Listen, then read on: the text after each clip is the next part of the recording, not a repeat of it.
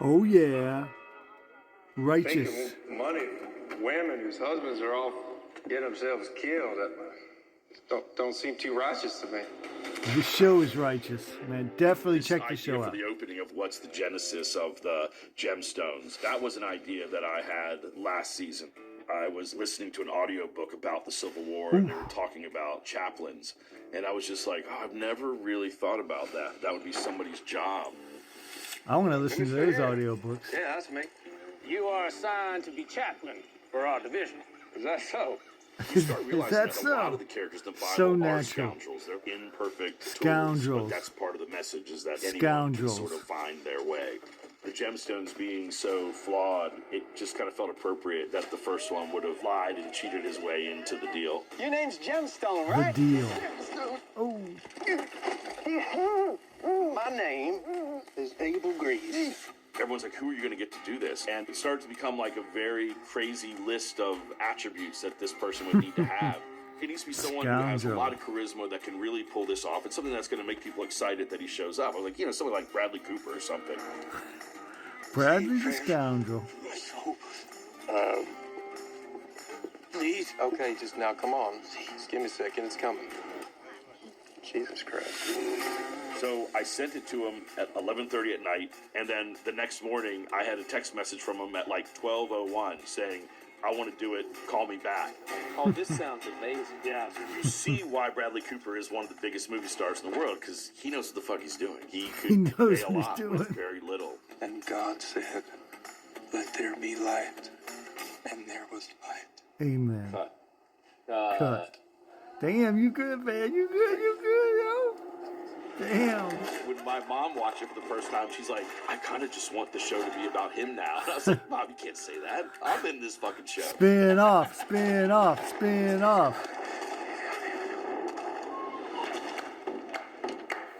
Pretty sure after I read the first episode, I just said, what the hell is this?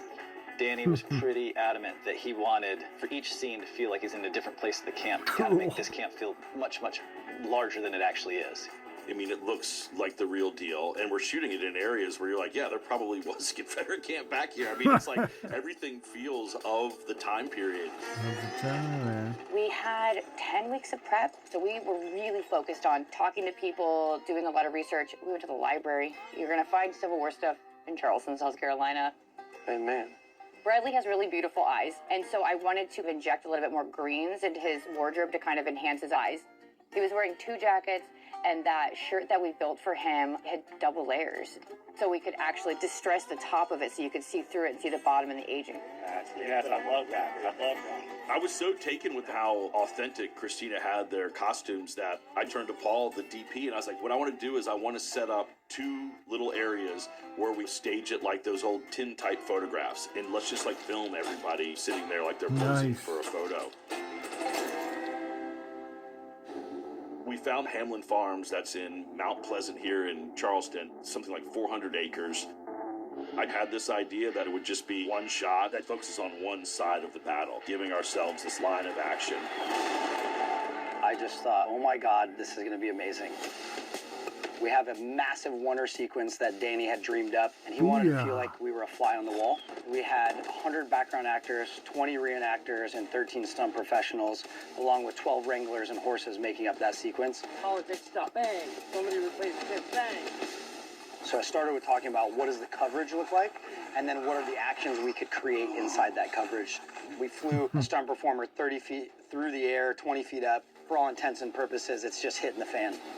Have fun, be safe. Head on a swivel. Head on a swivel.